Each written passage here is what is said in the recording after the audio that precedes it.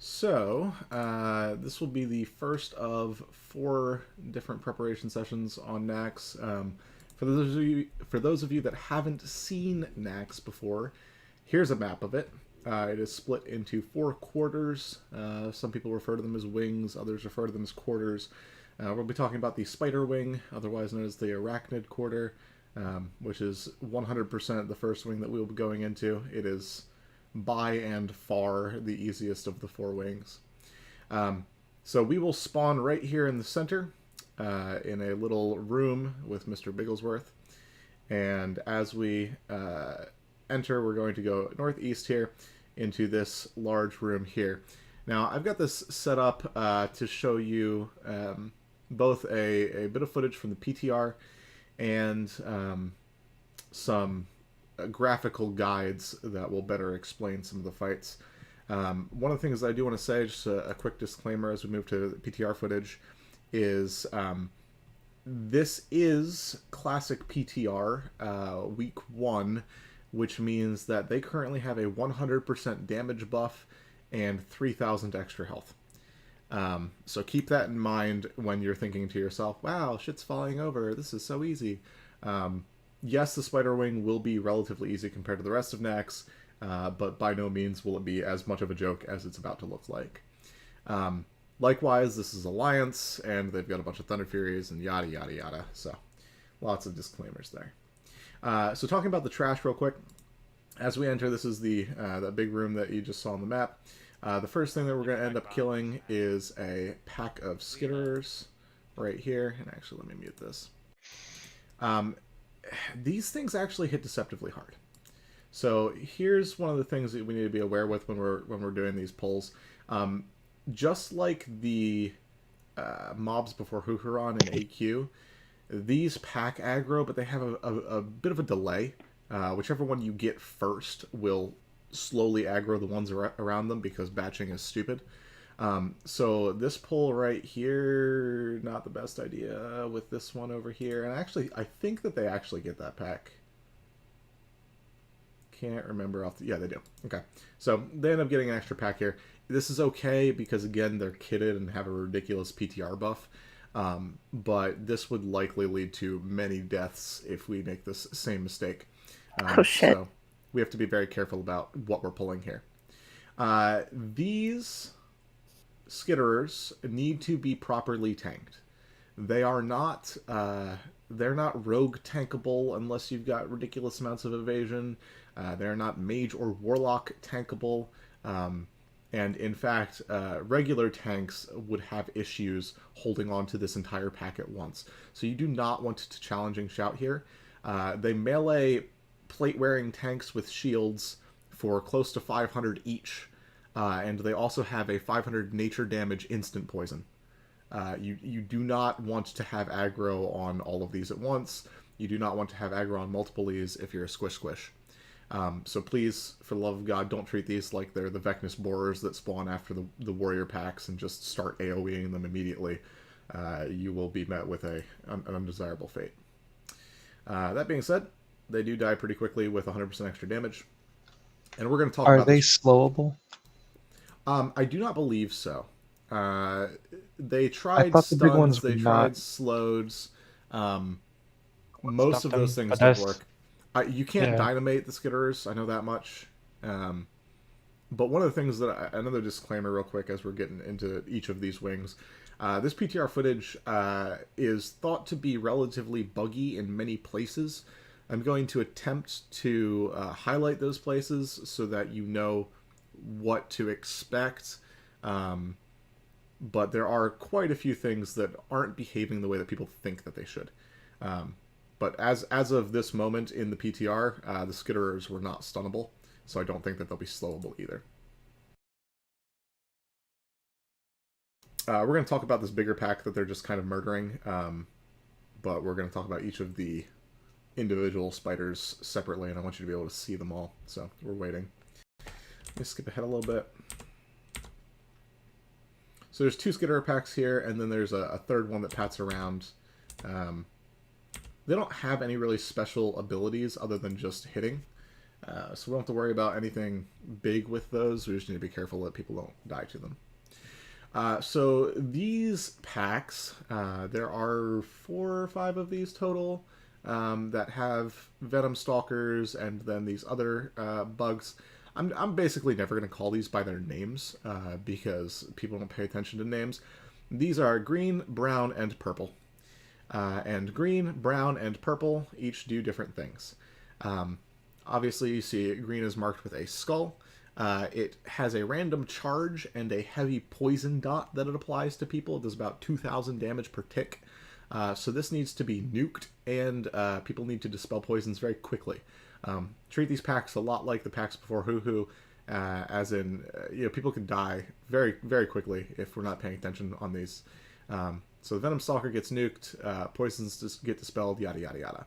This is actually not the one that we need to worry about. We need to worry about these brown ones and these purple ones. Brown ones in particular, these will pull people to them in front of them, and they will also do a conical nature damage spit that does about 1,500 damage. So notice that there are 3 of them here. If all 3 of these are facing the raid, and the raid is stacked, and they all decide to spit at the same time, that is 4,500 damage base to every single person in the raid. You don't want that. So the ideal situation here is these are tanked facing walls, just like most things. And the raid is actually a bit spread out when we're fighting these. This is the opposite of what we're used to in AQ, where we stack up to make things a little bit easier for us. We actually want to spread out quite a bit so we don't get hit by these AoEs. And also so that these purple ones don't fuck us, because in addition to dispelling poisons, we also need to be decursing all of the time, druids and mages, because these put a healing reduction curse on people in the raid.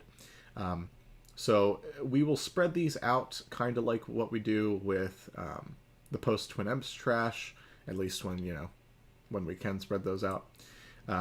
He's going to spend like 10 minutes talking about these fucking mobs, so let me skip forward.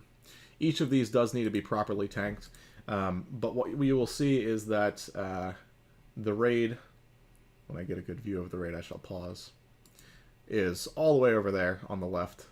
And they're just straight chilling, trying to avoid all of this business.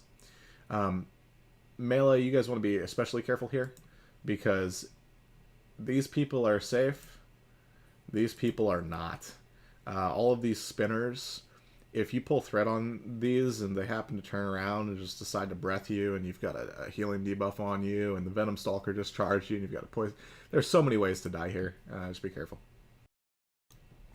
But in theory, they will melt. Not this fast, because again, 100% damage buff, but we can melt them relatively quickly. Is that a potential pack that you could FAP and not take a lot of those abilities? Unlike the poison packs after or before Hoo-Hoo, the poison that is tied to the debuff in those packs actually has a slow attached to it. So it is primarily considered a movement debuff, which is why FAP works. These do not apply any movement effects, so you cannot FAP them. However, you can restorative potion most of this shit, so. Would we want to life? Probably not. Would we want to pet pull that pack, or? Unlikely, because as you notice in the post Twin Emps trash, pet pulls tend to group the mobs, which is the exact opposite of what we want to do here. Right. So we'll likely treat these like we do the final pack of Blackwing Lair, where we just kind of run into it everybody at once, and each of the tanks attempts to pick up their mobs and drag them to different locations. We've got plenty of room to fight these. There's no real movement constraints, so it's not like we're avoiding other pats or anything like that, so running into them is relatively safe. Yeah, I was just asking that because of the charge, and maybe a pet could take that instead of a tank, but that's understandable. One of the things that we might be able to do, they didn't do any testing in this run, and we'll have to test this for ourselves. If the Venom Stalker's charge is either minimum range, like 8 yards, or maximum range, whoever's farthest away, We might be able to like put a Void Walker or a pet outside of the pack and that kind of thing. But Mhm. I have a funny feeling that the Venom Stalkers are going to be somewhat like the Anubisath Warders in that we get to them and they kind of just die before they do anything meaningful. It's mostly the other ones that we're going to have to worry about. Gotcha. So I'm going to have to talk to the tanks about how we want to do these. If we want to do this in any relatively efficient way, I'd prefer not to have to mark all of this. I'd like to just say, okay, for each of these packs, this person's on the Venom Stalker, this person's on left Spider 1, right, left Spider 2, yada, yada, yada. But if we have to mark them all, we will. All right, so second Spider pack. This one they do pull back. Go ahead, guys. I was just saying, on the first week, are we going to be experimenting and risking extra deaths and stuff for being more effective in the long run? Or are we going to try more traditional approaches? Week 1, we will likely play it a little bit safe so we can get some firsts or some top 10s as it is, depending on when the raid actually releases. Week 2, we might experiment a bit, depending on how far we got. So they do pull this one back. I don't like this. This scares me. Look at these carrion spinners all facing the same direction. There is... I won't be able to get an angle on this pack, but let's skip forward a little bit and show you. There is another pack coming up into the left in this room. Or up into the right, rather. Or up into both. But, like, they could have easily fought that in this room, right? So the next few packs... Oh, wait, just kidding. The next few packs are in the next room. So, back to the map for a second here. So they just cleared this little quadrant right here. The next trash packs are in this room, which is... my bearings are incorrect. So they just walked up here. This is the room they just killed that pack from. And this is the room with our good friend Anubra Khan. This fight is buggy as shit. So I'm going to show it to you. And then I'm going to show you a... Actually, you know what? Let me show you the guide first. This one I'm actually going to keep the volume on. These are graphical guides, so obviously it's not going to show you what the fight looks like. That's why I'm going to go back to the video and actually show you the fight afterwards. But these tend to do a very decent job of explaining the fights. So I'm just going to let this play for 2 minutes. And the encounter begins with 2 crypt guards. These needs to be tanked faced away from the raid as their cleave ability deals a lot of damage. If positioned well, they might be cleaved down. Just avoid having tanks taking double cleaves. These mobs also add a stacking poison dot on the tank. If it gets too high, you might need to swap tanks. The mobs can also web nearby players, rooting them in place for 10 seconds. Use a free action potion before the pull to avoid that. Whenever a player or a crypt guard dies, corpse scarabs spawn. 10 from a crypt guard and 5 from a player. Simply AoE these down. If many players die at once, you'll likely snowball and wipe the raid. Anubra Khan should be tanked against the wall far into the room, with the tank's back tight against the wall. He will randomly target a player in the raid and cast spikes in their direction. Any player hit will take a large amount of physical damage as well as being launched into the air. Using numbers from Naxxramas on the PTR, the spikes did 4,800 raw damage, which can be mitigated by armor. Then the fall did 2000 damage. A healing potion could be popped in the air, and a lip could be used to remove fall damage. You of course have to pick one. Because of this mechanic, you want to make sure to spread out evenly around the boss to minimize the amount of damage from spikes. A noob also costs Locust Swarm. This ability deals massive damage and silences players within 30 yards. This will also spawn a new crypt guard which have to be killed. When Anubra Khan starts casting Locust Swarm, everyone needs to run away from him and keep at least a 30 yards distance. The tank needs to kite him while staying at least 30 yards away. In order to do this, the tank should pop a swiftness potion. Run along the outline of the room, but make sure not to fall into the poison. Move him to the opposite side of the room and continue the fight from there instead. If a second Locust Swarm occurs, simply kite him back to the old spot. And there we go, Anubra Khan fight explained. Make sure to like and subscribe. So, Noob doesn't have a lot of mechanics, right? This is not a very mechanics heavy boss. These are the crypt beasts that he was talking about, crypt guards. they die really fast in this video. There is a web that goes out despite that. So, if you are super tryhard, you might decide to FAP on those. I would actually recommend not doing that. It is likely that they take long enough that the web will run out mostly, and your potion cooldown is probably better used on things like lips. I don't know if I'd ever use a major healing potion here, but health stones are nice to have. But lips and obviously damage pots are nice, right? So Well, you said swiftness pot, so how can you hit both? the tank that's tanking a noob will need a swiftness pot. That's not necessarily true. If we trust our hunters, if our hunters are really good, whichever hunter we have in the tank group can turn pack on at the perfect moment, and that would be fine. But we don't have any good hunters. They'll learn. Whoa. It would be nice if we could get used to that. I don't want to do that the first few weeks, not by a long shot. But if we could get used to doing that, if the hunters could just look for that timing during the first few weeks, so that we potentially do it in the future, that'd be nice. Just because every single boss in this instance hits like a truck, so stone shields are really nice to have. But yeah. So Tanked the boss before, so I know how it like works. So I can definitely go for it. So let me skip forward a little bit. He's going to test the aggro radius here, which is surprisingly short. In fact, one of the things that they choose to do here, which we'll also do, this is much more a thing in Naxx than it is in any other instance, just because of the nature of some of the trash and other things that you need to kill before bosses. Precasting is a massive, massive thing. So you'll see him start to inch up, and he's got some of his fun caster friends right behind him in an attempt to get some pyroblasts and some shadow bolts precast on this crypt guard here. These have 204,000 health, so it's not laughable, but they will die quickly.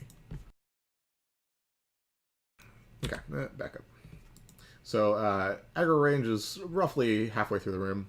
You can see them on the mini-map up here. They're almost halfway. Whoever is picking up these two crypt guards will tank them on whatever side we pick them up on. Meanwhile, the tank drags Nubricon to the opposite side.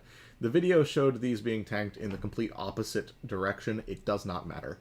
One way or the other, they will be fine. So tank brings these all the way over here. Don't do what these people did. All of the healers are over here still. And the tank's at half health. When I assign healers, I will assign tank-specific healers for this fight for sure. You guys will follow the tank here. Now, one of the major bugs present on the PTR at time of this recording was that the impale that the strategy video talks about, the spikes that knock you up and deal physical damage, they only targeted the tank. That's not how it's supposed to work. In fact, if it works that way, when this goes live, this fight will be longer than it should be, but also a complete joke. Both because the tank is the only one taking this damage, there you go, knocked up, and because while the tank is knocked up, a noob actually evades. He doesn't health reset, thank goodness, but during that period of time you can't damage him, so who knows. They'll probably fix it, I hope, but no promises. One of the other things, backing up just a little bit, another bug that was on the PTR, notice there are dead crypt guards over here. They weren't spawning corpse scarabs. They never exploded. They never spawned their ads. That will likely be fixed and add some difficulty to the question. One of the big things to keep in mind on a noob, this is arguably one of the easiest fights in Naxx, but people dying is a problem. It can very quickly get out of control, because every single time somebody dies, they spawn corpse scarabs. People have to AoE those down. If one mage gets all of them, the mage dies, then there's more corpse scarabs, yada yada yada. So you want to be very careful that does not happen. Is there a spot there in the wall just to the left of this tank where if they position themselves by what looks like a doorway or other scenery that they can minimize the knockup? The tank shouldn't get knocked up. The impale is random. It theoretically can hit a tank, but it's got 39 other targets to choose from. Unless they don't fix it. Yeah, this is a bug. There isn't any, like, fun AQ places that you can, shove yourself into to avoid that knockup. At least not that I have seen. And honestly, the knockup isn't a big deal on a tank. On somebody that's not getting healed, especially like a Clothy that's going to take more damage from the initial impale, it's a little bit of a bigger deal because they could actually die from it, right? But on a tank that's being spam healed anyway, on a fight that doesn't have any raid damage, this should not be a problem.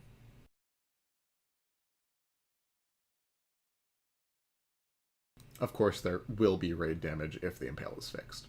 But so they intentionally stop DPS here. Again, they have 100% DPS buff. They want to see the Locust Swarm. So identifying the Locust Swarm, first of all, DBM should have an accurate timer for it when we get there, in theory. But just in case, you want to be looking for the cast bar. He does a fun little thing with his wings as he's starting to cast it. When the cast begins, which is right about here, you see, completely different animation. Can't miss it unless you're blind. His reaction time sucks. Yeah, so when this happens, the tank is popping that swiftness pot and running along this wall. Everybody else in the raid is getting away from the boss. Doesn't matter where, just don't be near this. Generally, if you look at the mini-map here for a second, if the tank is tanking it on this corner, he's going to run along this wall on the left, which means the raid should be on the right side.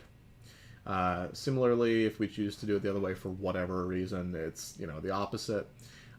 While the tank is kiting, the raid is killing a Crypt Guard. So, one of the things that I do want to note here, so he pops his Swiftness Potion.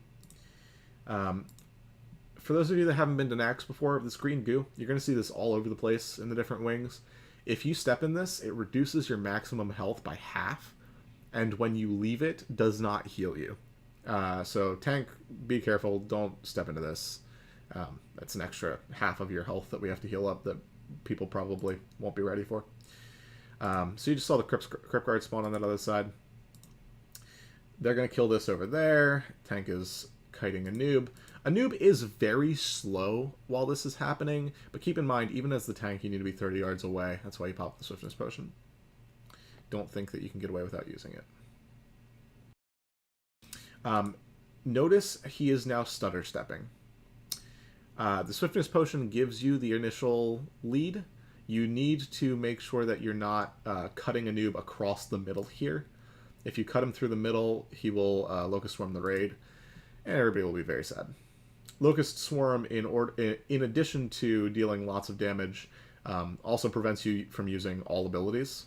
It is not technically a silence. It literally just prevents you from using all abilities. So you have to be careful about that. Don't get hit by it. But that's the entire fight. A noob is a joke. Anybody have questions about that? Role-specific stuff? So is he positioning there on the corner and without his back to thing because there's no knockback and just being able to respond faster with the Swiftness Potion? Correct. Yeah, you don't want to give yourself any additional travel time if you don't have to. I just got back. What are the off tanks supposed to be doing on that fight? DPS. Picking up the Crypt Guards when they spawn during the Locust Swarm. You only need one. You need 2 off tanks at the beginning to pick up the first 2 Crypt Guards, 1 to pick up the one that spawns during the Locust Swarm. In theory, the off tanks can help with Corpse Scarabs that spawn by picking those up and demo shot spamming, that kind of thing. But realistically, you're just DPSing. So now we have a room with 2 more of those packs. This also has an Infectious Skitter pack. And they're also going to pull this one over here because this will... They didn't test it, but $10 says if you go around this corner, this is going to want to aggro. So better safe than sorry. These packs are similar to the ones that we saw previously, except for they lack a Venom Stalker. Notice all of the spiders in this one are brown.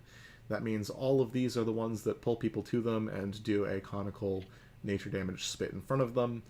So again, these need to be tanked facing walls and not together. Treat these like they cleave, basically. They don't cleave, but treat them like they do. This Crypt Reaver also does a weird AoE attack thing, but it should die fast enough. It's only got less than 60,000 health. Should die fast enough that it's not a big deal.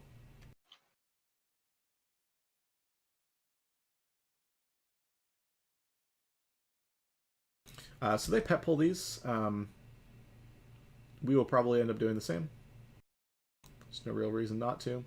The carrion spinners on these packs are spread out enough that you're not really in danger by bringing them around the corner like this. But you'll notice this hunter is at half health. That's 1, maybe 2 carrion spinner spits that he just got hit by. Oh, that's not hunter, it's a warrior. But yeah, it's not something that you want to stack. Full NR gear, maybe? I don't know about that, but the chances of you getting 1 shot on these packs, pretty low. The chances of you getting 2 shot, very high.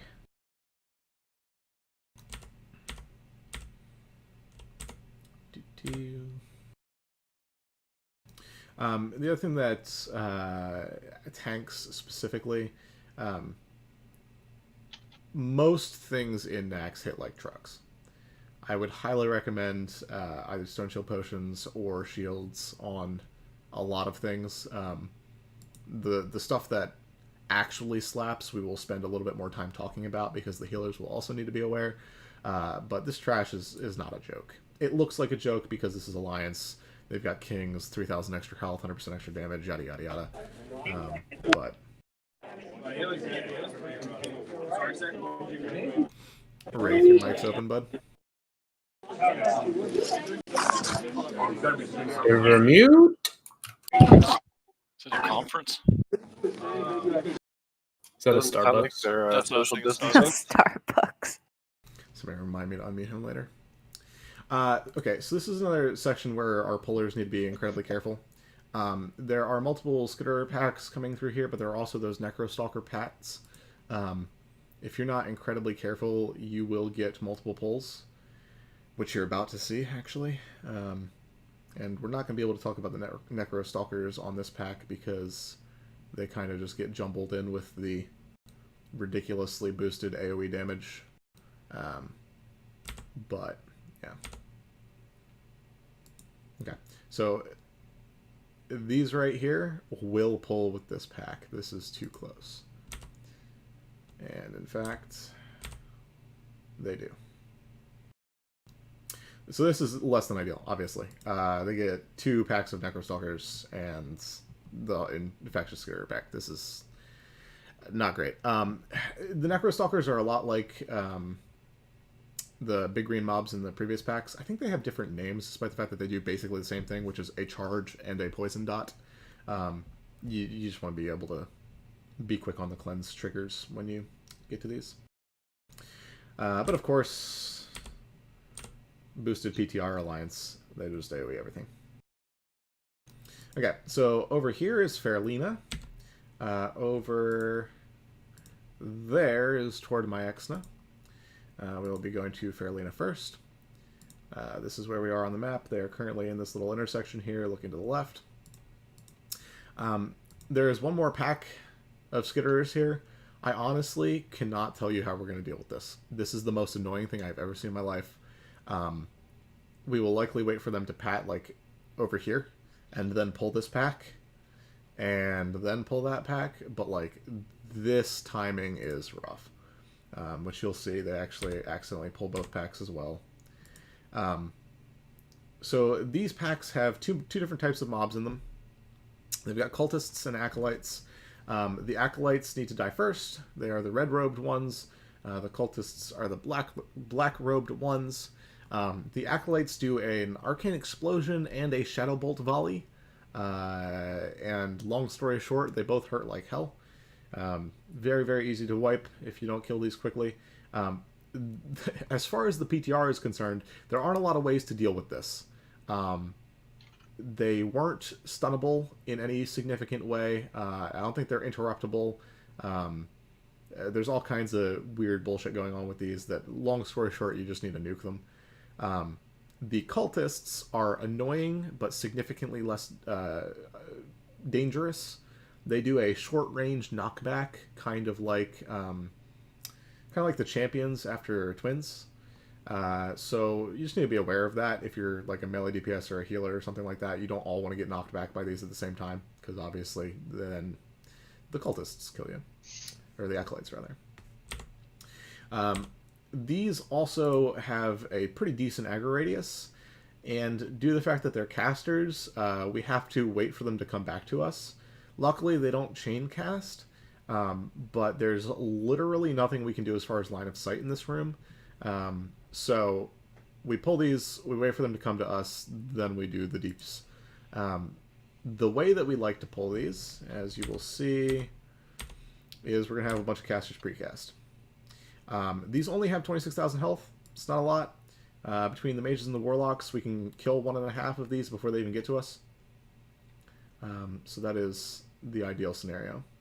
But you'll see they pull these as the Skidder pack is running. It's not a great idea. They end up, I think, pulling all 3 of these packs because of this. So again, caution. That's the short range knockback. It is, like I said, very short range. If you notice the tank here, he just gets punted. Boom. That's it. It'll just interrupt your flow for a little bit. Not a huge deal, but if you're a caster standing next to a cultist, this becomes really annoying because you will be interrupted every single time it happens. The Shadow Bolt volleys aren't hitting particularly hard, but a lot of them at once. You see, it hits for about 700 to 800 base. So we will want Shadow Prot for this. They have Shadow Prot on. Do keep that in mind. But too much of this at once can easily wipe a raid. You're seeing that right now. They have a lot of trouble with 2 packs. Speedrunners used to like sending a paladin in here to bubble, or somebody on horde side with a petrification flask to pull all of these at once and then just AoE them. Without 40 people with sappers, that doesn't work. So we're going to probably deal with these one at a time the slow way. That being said, every pack is the same, so we don't need to watch all this.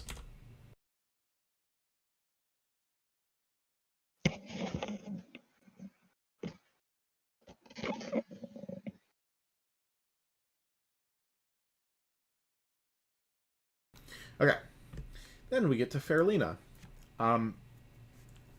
This is a healer fight in many ways, because Fairlina will hit like a truck if we do things wrong, and priests, despite the fact that you are healers, you're not actually healing most of this fight. We're going to be mind controlling things.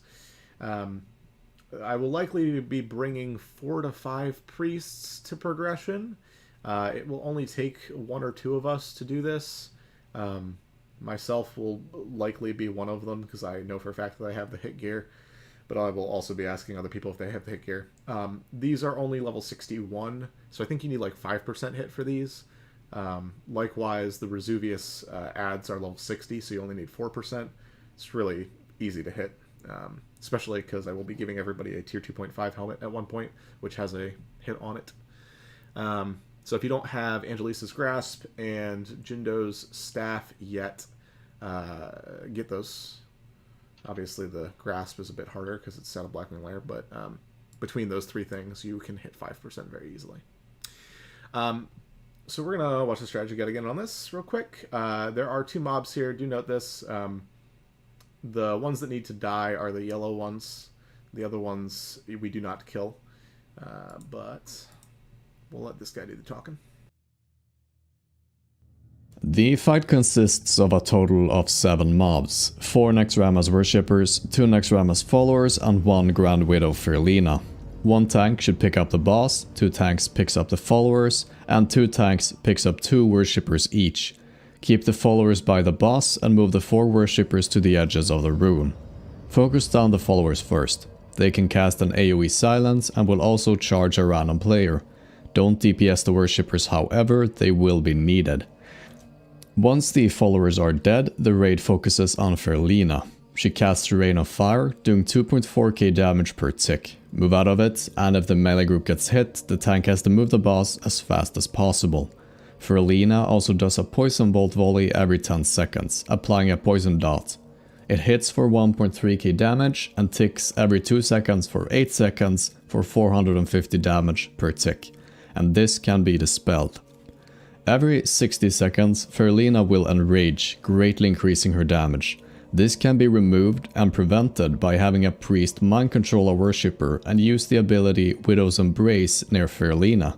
This will kill the worshipper, remove Ferlina's enrage, and prevent her from casting Poison Bolt Volley for 30 seconds.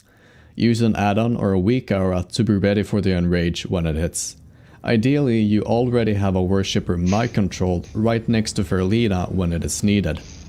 Because you only have 4 worshippers, you have to kill the boss within 5 minutes, otherwise the boss will be permanently enraged.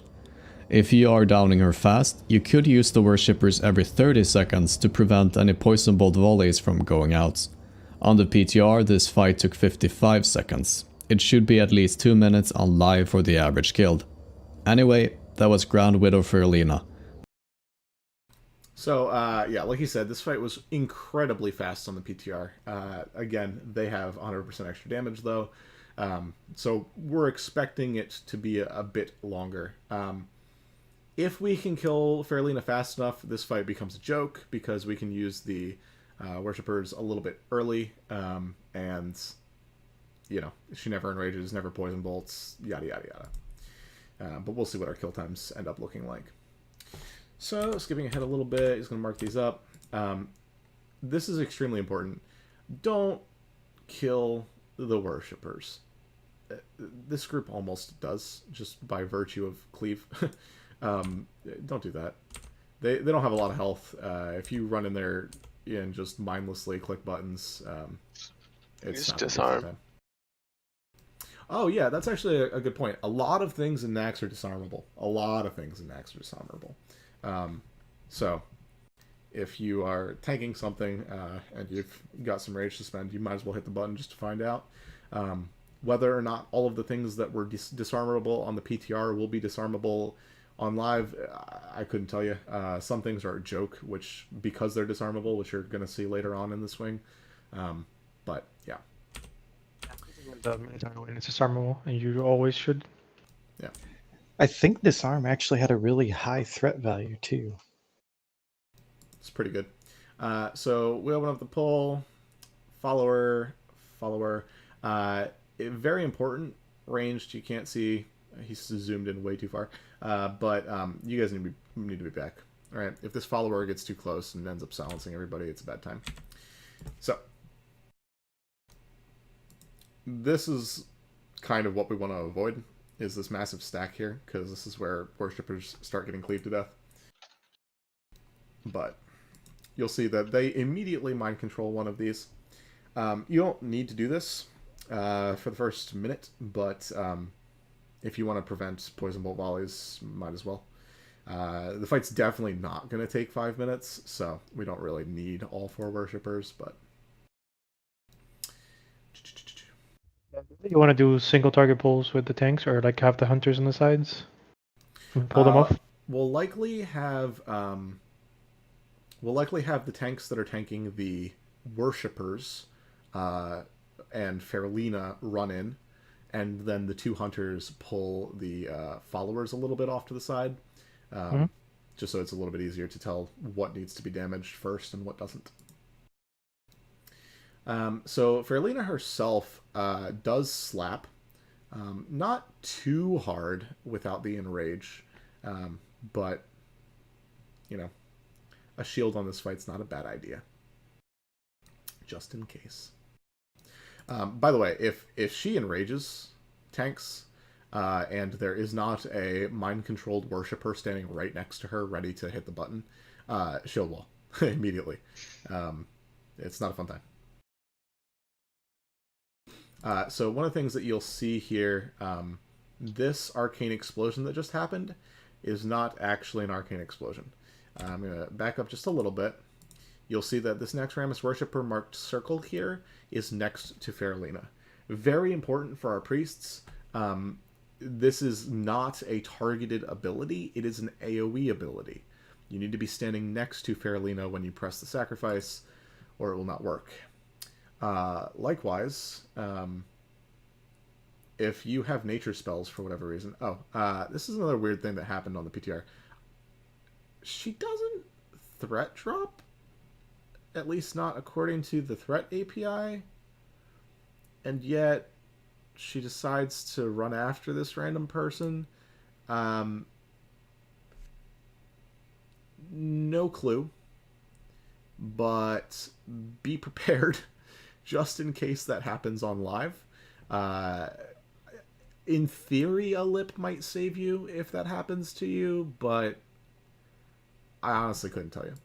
All right, so they wanted to intentionally test the enrage damage, but this person decides to sacrifice themselves anyway.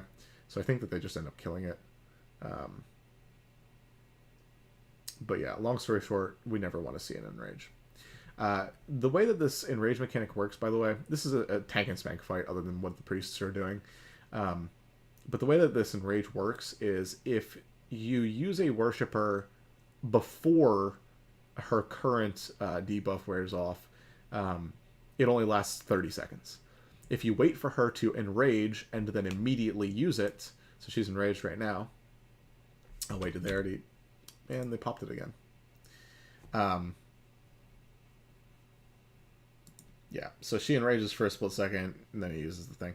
But if you wait for her to enrage and then use it, it lasts a full minute. So it's a little bit, you know...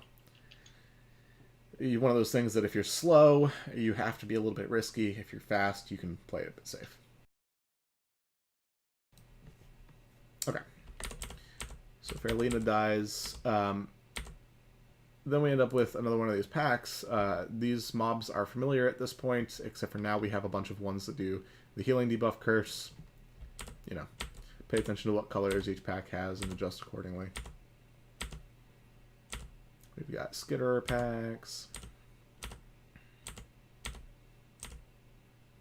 Oh, these Tomb Horrors are slightly different than the Crypt whatevers that were Crypt Reavers, I think they're called, that were in the packs earlier.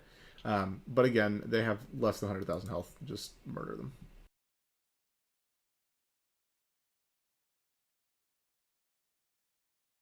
Okay, so we open the door.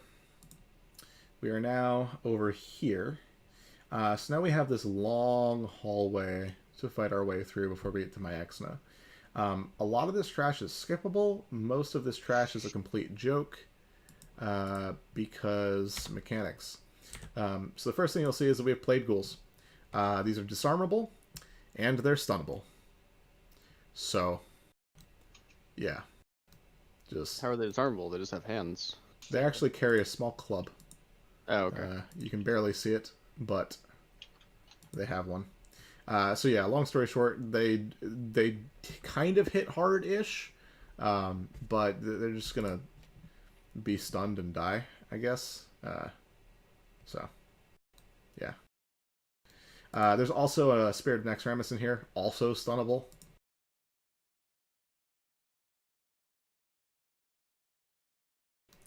We will likely not skip any trash on the first few weeks, because trash loot is not only very, very good, it's also relatively common in Nax. So these Acolytes do Shadow Bolt volleys. We do want to LOS these if we can, just to get them in a decent spot. Also Arcane Explosions. Frozen runes from trash, so... Say again? I want to skip. You get frozen runes from trash? Yeah. Yeah, we're not skipping trash. Also, there are runes and such on the walls in various rooms. I've yet to confirm whether there are specific spawn locations, guaranteed spawns, random spawns, whatever. But everybody should be keeping an eye out for those just in case I miss them, because they're very important for Saffron. Stealth runes? If I remember correctly, there are specific spawns, but it's random how many you get throughout the instance. Yeah. So these Plagued Gargoyles, this is not the only time that we're going to see these. They do an AoE acid spit that stacks. There's nothing you can do about this. It is not a disease, it is not a poison, it is just an acid debuff. I lie. You can petrification flask this. Yeah, we're only going to see that in speedruns. So the way that you deal with this is lots of damage on the gargoyles, lots of raid healing. Treat these like the mana drain mobs in AQ, where you either kill them fast enough or they kill you. And we will have to wait for this debuff to wear off in between packs, sadly.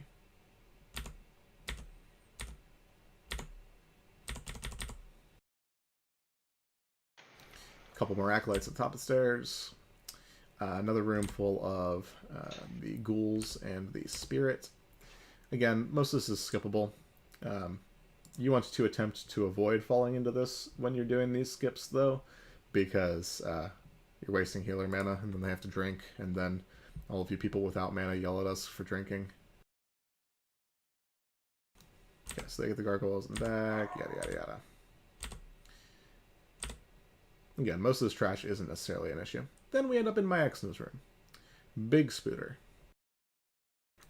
So Naxxramas is actually a relatively complex fight because there are very specific timings that everybody needs to be aware of in order to effectively kill this boss. This is the only one of these guys that I haven't watched yet because he just released it like 2 days ago. 4 days ago? 4 days ago. But we're going to watch this real quick.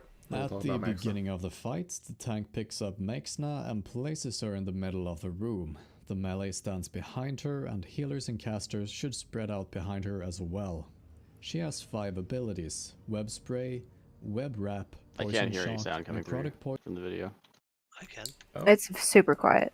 I'll turn it up a bit. So I actually want to rewind this a little bit anyway, just to show you. Behind her as well. She has 5 abilities: Web Spray, Web Wrap, Poison Shock, Necrotic Poison, and Summon Spiderlings. Okay, before he gets further into this fight, this is incorrect. Don't do this. I will likely be assigning positions for our ranged DPS. Healers have a bit more leeway, but there will also be assignments for at least 3 healers to watch people on the wall. He's going to get to the whole Web Spray, Web Wrap shenanigans in a second here. But if this is the entrance, this is the arc that we want to be along. There are very, very specific locations that she will wrap people against the walls. So if there are people over here, you're not really doing anything to help. But we'll get to that when we watch the actual video. Necrotic Poison reduces all healing received by 90%, and it's used on the top threat player, meaning the tank. This can and needs to be dispelled instantly. It goes out about every 12 seconds, but it can also be applied by the adds she will summon. She will summon adds about every 30 seconds, and when she does, it will be 10 Spiderlings. These needs to be AoE down, and like said before, they can apply the necrotic poisons to the player they hit. About every 10 seconds, she'll cast Poison Shock, dealing about 2200 nature damage in a cone in front of the boss, meaning only the tank should get hit. Web Wrap will send 3 players to the wall behind Naxxramas in a cocoon. These players will be immobilized and take about 700 damage every 2 seconds. These cocoons needs to be destroyed by ranged DPS, freeing the players inside. She did this ability twice in 60 seconds on the PTR. When she does Web Spray, she stuns the entire raid in a cocoon for 8 seconds, and does about 2500 nature damage during those 8 seconds. Naxxramas will continue attacking while everyone is stunned, so the tank needs to do what he or she can to stay alive. She seems to do this ability about every 40 seconds. At 30%, Naxxramas will enrage, increasing her damage and attack speed. Make sure to burn her down fast to avoid having Naxxramas enrage right as she casts Web Spray. Preferably have the tank pop a shield wall right before she enrages as well, should the Web Spray happen. As many of Naxxramas' abilities deals nature damage, a greater nature protection potion could be useful to bring. There might be ways to avoid the Web Spray, but I don't know of any tactic at the moment. Anyway, this was the Naxxramas fight. Good luck, and make sure to like and subscribe. Okay, so there's a few things that he didn't mention there that I do want to talk about, but we're going to watch the fight as I do. So you'll notice that the entrance is not exactly where it was on the diagram. It is not to the south, it's to the southwest, which actually makes it a little bit easier for me to say that this is not where you should be. Right? Everybody is off on this west side here. Notice he has full mitt gear on. This is extremely important, tanks. Naxxramas will hit like a truck, and there are 8 seconds that you will be getting slapped without any heals, without any blocks, parries, or dodges. So, yeah, put your mitigation gear on. That also means DPS that you guys need to chill. Naxxramas is not tauntable. How far into they actually start this? We will likely have assignments posted before raid in order to speed up week 1, so that I don't have to sit here for 12 minutes like he's currently doing, explaining the fight and telling people where to go. So he's testing aggro range. It is almost middle of the room. If you're looking at your mini-map tanks, it's right about at the edge of the dark center. But yeah, not that that actually matters too much. You do want to tank Naxxramas as close to middle as you can get. Okay, so there we go. Go back or forward. Nope, that's not what I want to do. I have an internal cooldown on the wrap. Like, do we know if DBM will pop it up? DBM will likely have a timer similar to Twin Teleport for it, where the timer comes up and she might cast it at any point after that. But tanks, I want you guys to notice really quickly. He's got Inspiration on, not currently wearing a stone shield, but does have the bulwark and full mitigation gear on, and is being slapped for about 3,000. So, yeah. That could allow us to like time when to do like bulwark, or you yeah. keep hopping between bulwark and Maladeth, like in between. Yeah. Oh, also that helps you time like a shield on the tank, the druid dots, the healer dot, priest dots, even shooting stream if shamans can afford it. One of the big things about this fight is just the timings, right? So you can get away with dual wielding Naxxramas if you know when all of this shit is happening, right? DBM timer is not here. I would shield this right now. Until you're confident that the DBM timers are accurate, I would keep a shield on. So when the web spray goes out the web wrap, I don't know, they're both web abilities. When the people get stuck to the walls, there will be ranged DPS assigned to certain quadrants here. It is your job to turn around and get them out. There will also be healers assigned to certain quadrants here. It will be your job to turn around and make sure that those people don't die while they're web wrapped. Similarly, one of the things that wasn't mentioned in the strategy video that I would like to talk about is when the spiderlings spawn. They spawn like right underneath the Naxxramas here. There are 2 ways to deal with those. Naxxramas being untauntable means that off tanks could challenging shout those spiders on a rotation when they spawn to keep them grouped for AoE and cleave. Or mages can rotate Frost Novas when they spawn to keep them grouped for AoE and cleave. Both of those things are okay. Letting them just sort of run willy-nilly and attack healers and having every single person try to chase them down individually is not okay. So we will be doing one or both of those things in order to keep the spiderlings under control. Okay, so this is the web wrap. Every single person in the raid is stunned. I think they tried to bop the tank here. Long story short, there was a lot of testing on this. Nobody could figure out a way to prevent this web wrap on the tank or healers. So be prepared for the entire raid to be stunned here. In order for this to be okay, the tank needs to be at full health at the beginning. They need to have either the priest or shaman armor buff for sure. They need to have a ticking abolish poison, and they need to have all 4 available hots. So regrowth, rejuvenation, renew, and 8-piece renew. That means, tanks, this is one of those fights that you need to be really fucking careful with your buff slots.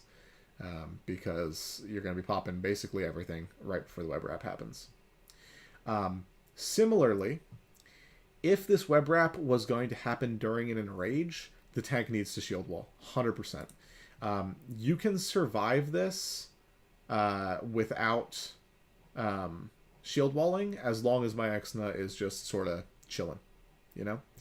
But if she's enraged, that is almost impossible to survive, even with full hots and everything else. So healers, you guys need to be on the ball when that happens, because if the tank doesn't have everything running on him and he dies, we're in trouble. Save a nature swiftness for after that web. Yes, and power word shield before it, yada yada yada. So all of that considered, this is a relatively easy fight compared to some of the other ones in Nax. My Exna is by far the easiest final boss of any wing. The big thing here is just making sure people don't die, right? Keep the tank alive, keep them hotted, be ready for the web wraps, be ready for the web spray, control the ads, dispel the poison, yada yada yada, right? My Exna doesn't have a lot of health. I think it's like 2 million or some shit.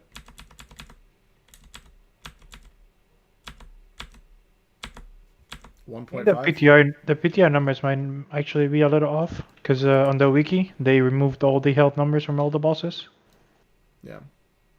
Well, PTR Max had 1.5 million, so you can expect it to be a relatively quick fight, despite the mechanics that'll slow it down a bit.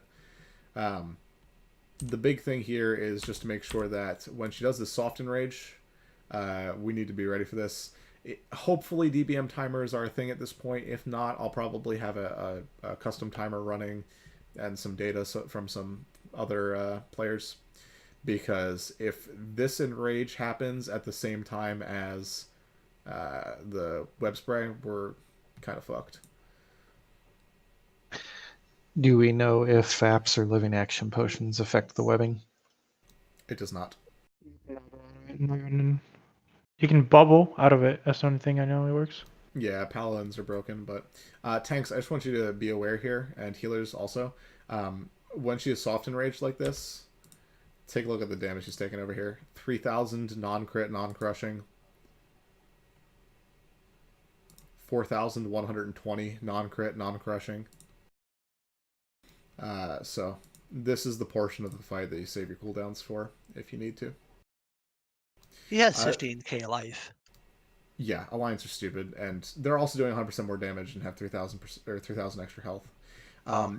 One of the big things to keep in mind here, as a tank, this is one of those fights that Life Giving Gem is insane. You can Life Giving Gem right before a web spray, and all of a sudden your margin for death is much, much smaller.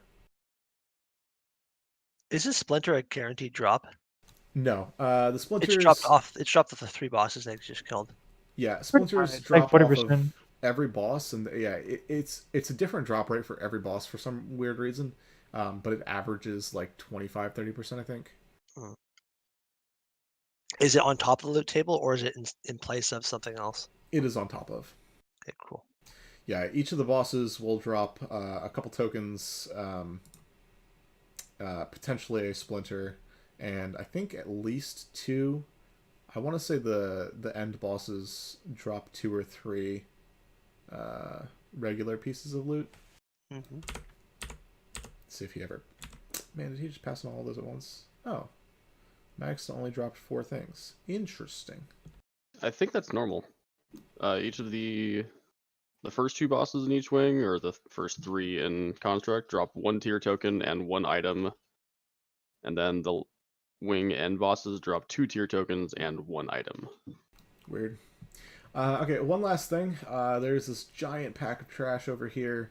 If I go back to the map here, you'll notice that in each of these wings, the boss room is in the middle of these giant hallways. Some of these wings, like the A-bomb wing over here, Construct Quarter, you don't actually have to touch these hallways at all. You just go straight through Glyph's room into Thaddeus's room. Nice. Same thing over here. There, you only have to go straight through here. This one, you do have to come through a little bit.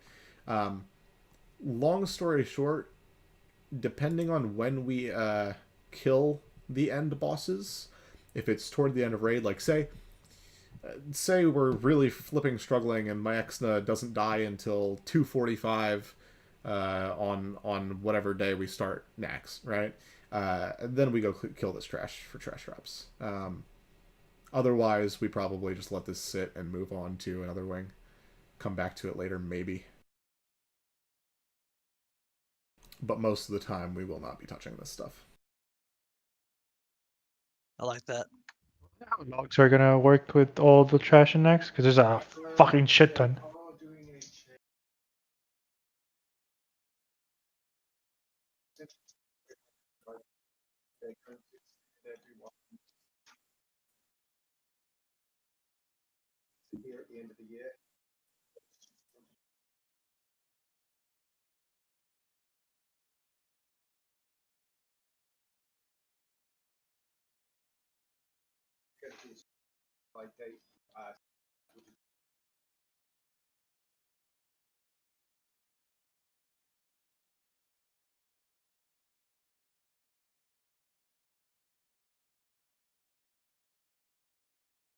In total, how long do you think it'll take us to do the spider wing?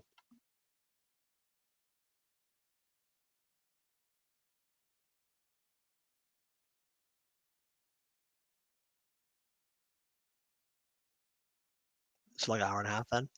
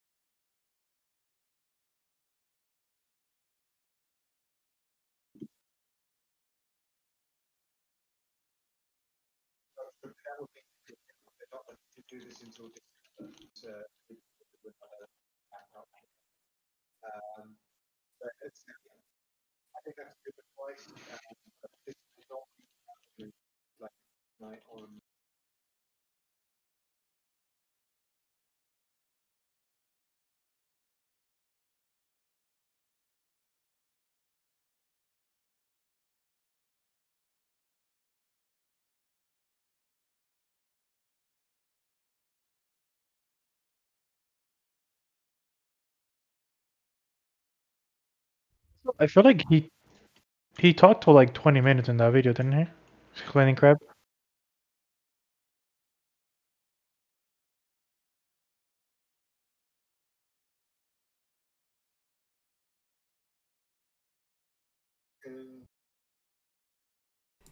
But yeah, so the Arachnid Quarter is the easiest by a lot. The one that we're going to be talking about next week, the Plague Wing, is also kind of a joke. Noth and Hygen should be not hard. Hygen, if we wipe on Hygen, I'm gonna be so sad because people don't know how to safety dance. But yeah, Noth and Hygen, not hard. Actually, the hardest part Plague Wing is some of the trash. Lotheb, though, could potentially be a brick wall. We're going to talk about all of this next week, but yeah, Lotheb could be a brick wall. Patchwork will likely be a bit of a brick wall. And Four Horsemen will likely be not a brick wall in the same way that Patchwork and Lotheb are, but difficult. I look forward to it. Same. Hopefully everyone has first aid. Yeah, just as a big heads up here, if you don't have first aid leveled for Lotheb, go get first aid leveled for Lotheb.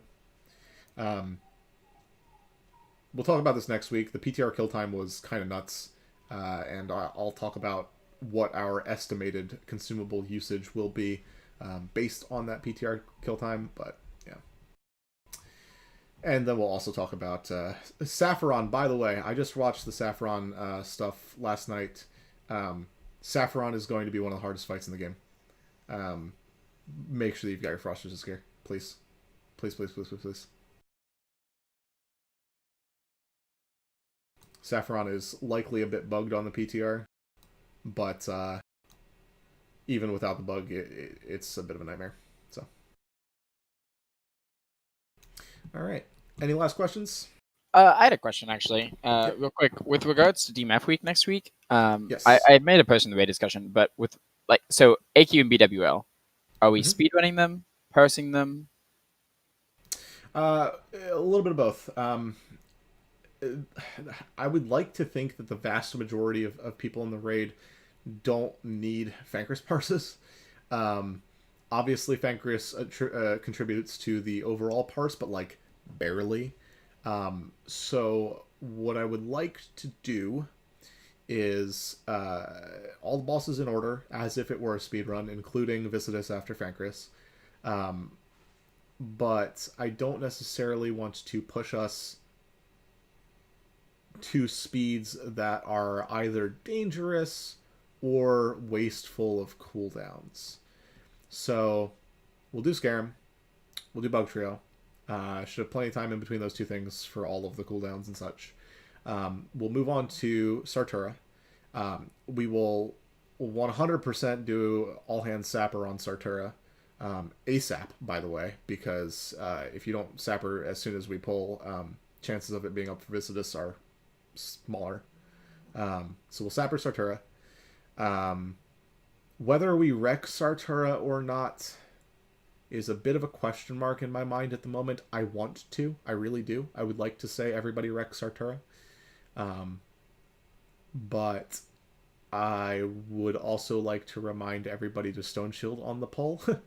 Because, spoiler alert, if I go into logs from the past few weeks, like literally half of you are waiting until all 3 of the ads are dead to use your Stone Shield potions, and I'm like, why? It's a 1-minute fight. Use your freaking Stone Shield potions. But assuming all of that goes well, we can wreck Sartura. Everybody knows it has a 2-minute duration, right? Yeah, in theory, right? So Sartura should be quick, easy.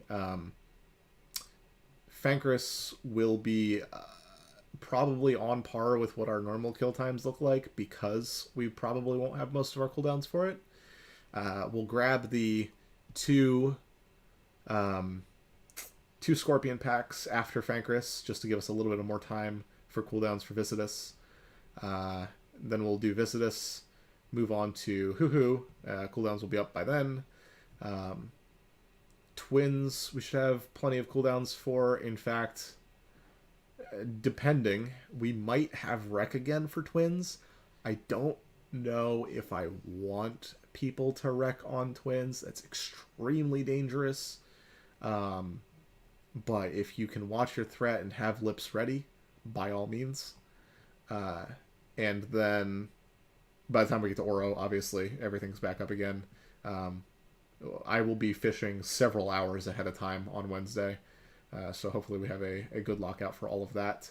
And then Rec should be back up for Cthulhu in theory, but not actually. I'm really hoping that we get a sub 1 hour run, which means if you have to choose your 2 Recs, either Sartura or Hoo-Hoo. I prefer Sartura, but you have to be, mindful of your own health. Grab a health stone from a warlock, get a Whipperroot tuber, be ready. I prefer Sartura and Cthulhu. That's my 2 preferred rec locations. As far as 5 and 6 minute cooldowns are concerned, the only overlap that you should see with those are Sartura and Fancris.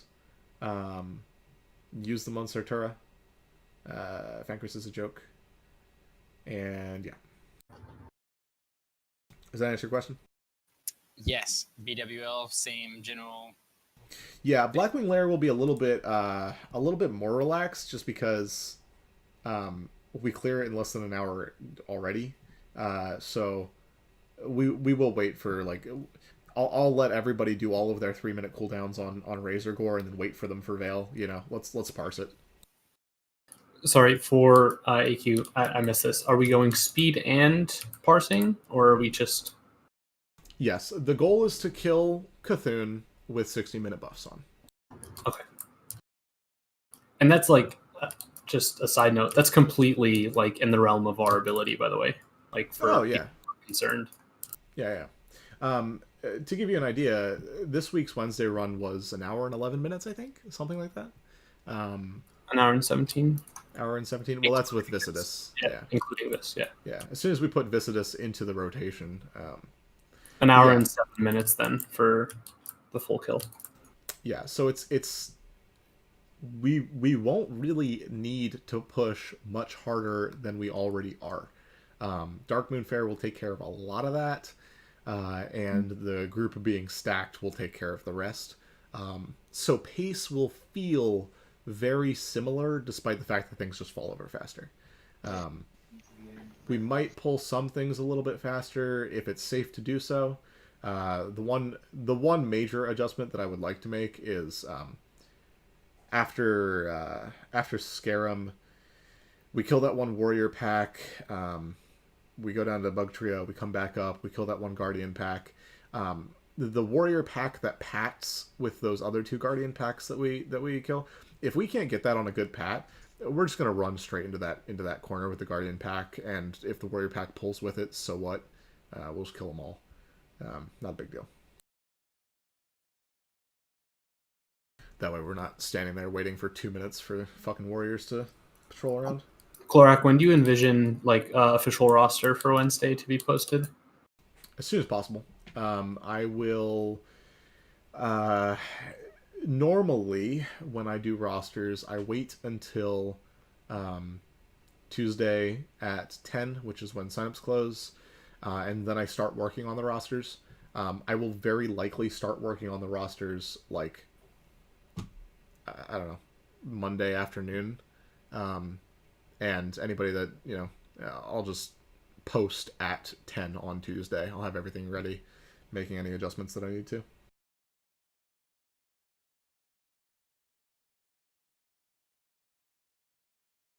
That being said, yeah, I'll put it this way.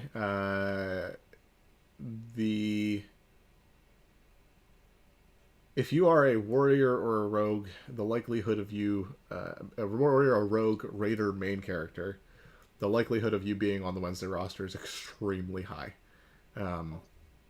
Mages and warlocks are a bit dicier because I can't fit as many of them into one roster.